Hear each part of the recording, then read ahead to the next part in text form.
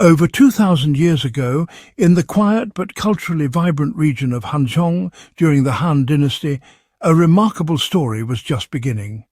Nestled among rolling hills and fertile valleys, Hanzhong was a place where tradition and innovation coexisted, and where the seeds of greatness could quietly take root. It was here, in a modest family home, that a child was born, who would eventually become one of history's greatest pioneers. His arrival may have seemed ordinary at first, but destiny had something extraordinary in store for him. His name was Zhang Qian. Even as a young boy, Zhang Qian stood apart from his peers. While other children were content with the familiar rhythms of rural life, he seemed to be chasing something more, something beyond what his homeland could offer. While others were immersed in farming or village life, young Zhang was drawn to the mystery of the unknown. He would often wander to the edge of the village, gazing out at the distant mountains and wondering what lay beyond. He would sit for hours, listening to merchants' tales about distant lands, stories of strange peoples, unusual animals, and powerful kingdoms beyond the mountains and deserts. These stories were more than entertainment. They were windows into a world that seemed both magical and real. These weren't just stories to Zhang. They were fuel for his imagination, and they planted a desire in his heart to someday see the world for himself. From a young age, Zhang Qian's curiosity and thirst for knowledge set him on a path that would eventually change the course of history, not just for himself, but for all of China. From a young age, Zhang Qian stood out among his peers for his sharp mind, quiet confidence, and natural sense of leadership. He was not only intelligent, but also deeply curious about the world beyond his immediate surroundings. Teachers and elders quickly recognized his potential, and he was encouraged to pursue a path of learning and service. His early education was rigorous, focusing on the classics, philosophy, and the art of governance, laying a strong foundation for his future. As he matured, Zhang Qian's reputation reached the highest levels of the Han Dynasty. He was chosen to serve in the imperial court under Emperor Wu of Han, a ruler renowned for his vision and ambition to expand China's influence. The court was a place of both opportunity and challenge, filled with brilliant minds and fierce competition. Within the palace walls, Zhang Qian received a comprehensive education.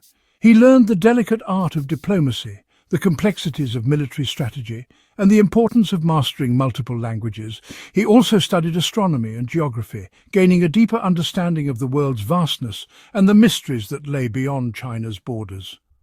Although he excelled in his studies and became skilled in the tools of a statesman, Zhang Qian's heart was restless. He often found himself gazing out the palace windows, dreaming of distant lands and uncharted territories. The life of a court official, drafting scrolls and attending ceremonies, could not satisfy his longing for adventure and discovery. The maps he pored over were filled with blank spaces, mysterious regions that no one in China had ever seen. Zhang Qian was determined to explore these unknown lands, to bring back knowledge and stories that would fill in the gaps and expand the empire's understanding of the world. So when Emperor Wu announced his desire to find the distant Yuezhi people, potential allies against the powerful and threatening Xiongnu, Zhang Qian did not hesitate. He volunteered for the perilous mission, eager to trade the safety and comfort of the palace for the wild unknown, and to become the first envoy to venture so far west in search of new horizons. In the year 138 BCE, a young and determined Zhang Qian embarked on a journey that would change the course of history. With a small but loyal group of about 100 men, he left the safety of the Han Empire behind, venturing into the unknown. Their mission was unprecedented and perilous, to seek out the mysterious Yuezhi people who had disappeared into the vast, uncharted lands of Central Asia. No one from China had ever attempted such a feat before. The Silk Road was not yet a well-trodden path, and every mile brought new dangers and uncertainty. Yet Zhang Qian pressed forward, driven by duty and curiosity. But the perils of the steppe were swift and unforgiving. Not long after crossing the Han border, Zhang's expedition was ambushed by the Xiongnu, fierce nomadic warriors who ruled the northern frontiers. The very enemies Zhang was sent to outmaneuver now held him captive. The dream of reaching the Yuezhi seemed shattered in an instant as Zhang and his men were taken prisoner, their fate uncertain. What followed was not just a brief setback, but over a decade of captivity. For 10 long years, Zhang Qian lived among the Xiongnu, enduring the hardships of life as a prisoner in a foreign land. He adapted to their ways, learned their language, and even married during his captivity, forging bonds that would later prove invaluable. Each day was a test of patience and resilience. Most men would have lost hope, surrendering their mission and resigning themselves to a life in exile. But Zhang Qian was different. Quietly, patiently, he observed the customs of his captors, studied the vast steppe, and waited for the perfect moment to act. His determination never wavered, and his mind remained focused on the mission that had brought him so far from home. When that moment finally came, Zhang fled with a single loyal servant. They crossed the harsh, shifting sands of the Taklamakan Desert, braved the icy passes of the Tianshan Mountains, and entered the oasis-rich Fergana Valley. There, Zhang encountered the legendary heavenly horses, tall, strong animals unlike any in China. But he didn't stop there. He pressed on to Bactria in modern-day Afghanistan and finally reached the Yuezhi, only to discover they were no longer interested in war.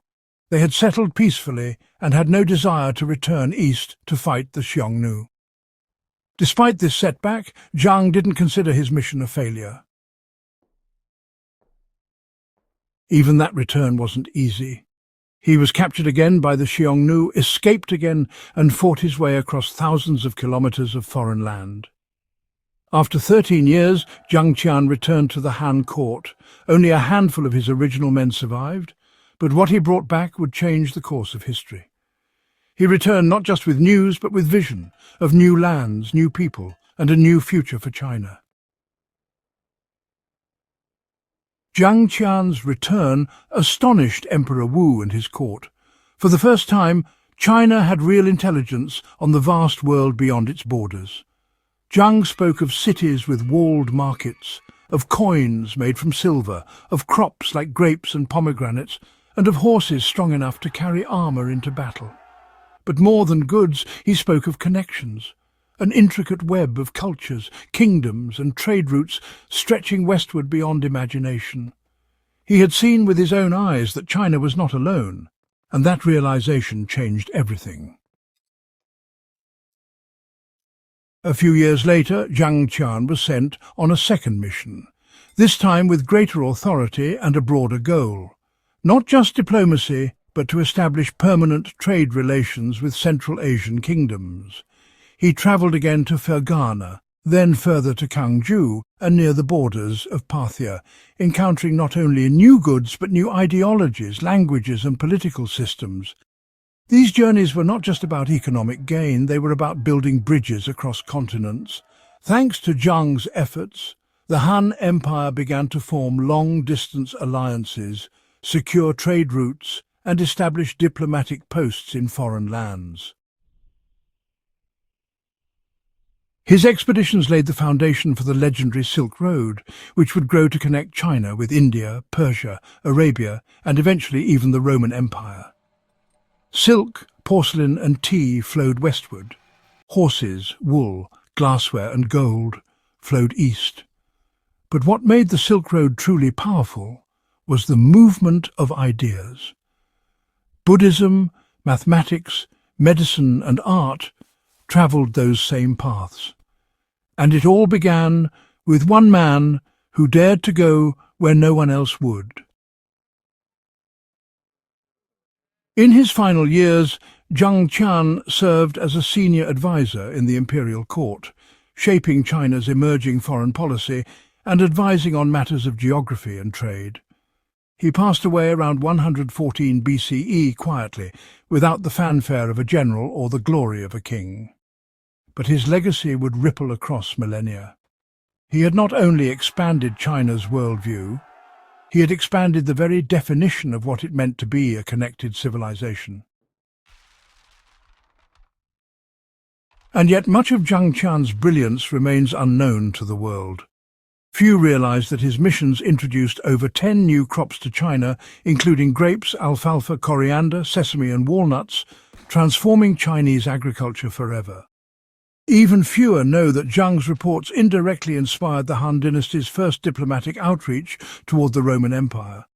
Though he never reached Rome, his descriptions of a distant, powerful kingdom called Qin sparked the imagination of Chinese rulers and sowed the seeds for future contact between the two great empires.